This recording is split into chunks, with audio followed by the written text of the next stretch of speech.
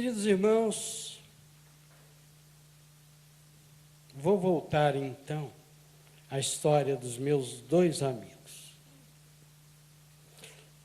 Na história deles, havia algumas coisas semelhantes, né? Já disse que estavam em campo de concentração, já disse que fugiram, mas a primeira coisa que eles tiveram que desenvolver para fugir dos campos de concentração foi paciência. Por que paciência? Eles não podiam simplesmente sair correndo. Eles tinham que ver o momento exato, o momento das festas, onde os soldados se regalavam, se embriagavam, porque isso existia. Claro que mesmo com soldados embriagados, ninguém arriscava fugir.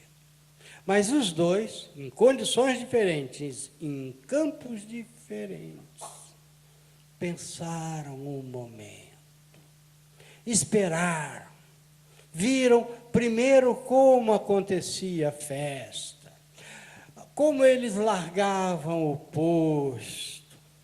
Quando eles estavam observando, eles não fizeram nada, não fugiram. Aí tiveram que esperar até uma outra festa, que eles já sabiam que ia acontecer, para eles se arriscarem. É muito interessante. Eles se salvaram porque foram pacientes. E, repara só, e tiveram o que no seu coração? Ambos. Esperança. É possível fugir. É possível fugir. Mas tiveram mais uma coisinha. Coragem. Coragem para fugir. Se eles parassem para pensar, e pensaram, eu posso levar um tiro. Não fugiriam. Eu contei a história do Antônio e do Mocha, porque quando eu convivi com os dois, já vivendo no Brasil, tal, ambos eram comerciantes, para variar, né? E o que me marcava neles era isso. Não eram cristãos, eram judeus, mas eram pessoas cheias de esperança e de coragem. Pessoas que nunca desistiram diante da vida. E o Antônio me dizia assim,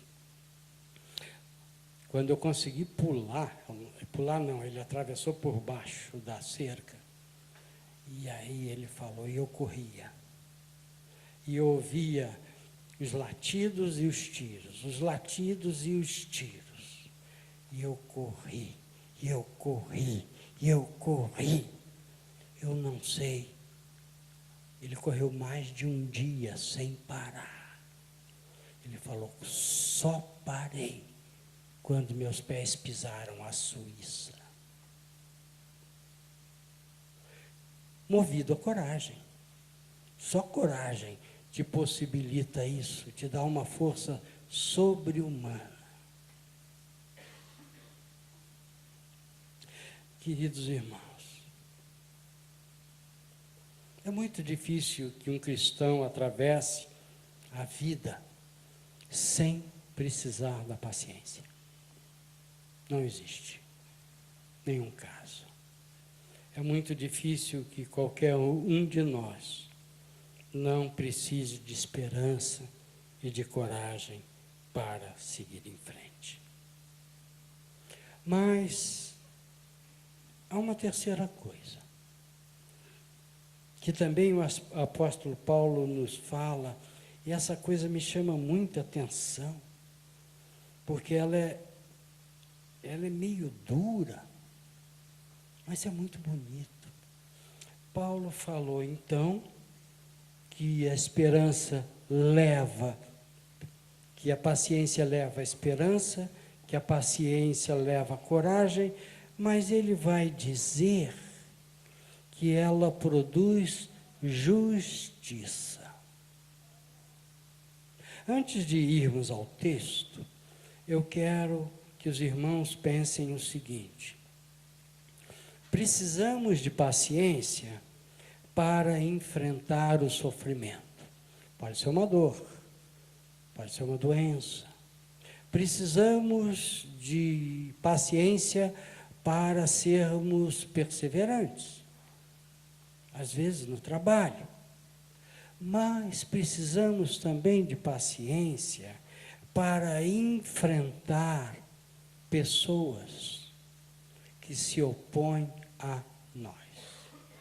Pessoas que se opõem concretamente, que querem nos destruir. Na história do cristianismo sempre houve isso. Os cristãos foram perseguidos em várias épocas da nossa história e cristãos ainda são perseguidos hoje em muitos países. Mas reparem o que o apóstolo fala de justiça, relacionando isso com a paciência. Vamos ver segunda carta aos Tessalonicenses, capítulo 1, versículos 4 a 8. Segunda carta aos Tessalonicenses, capítulo 1.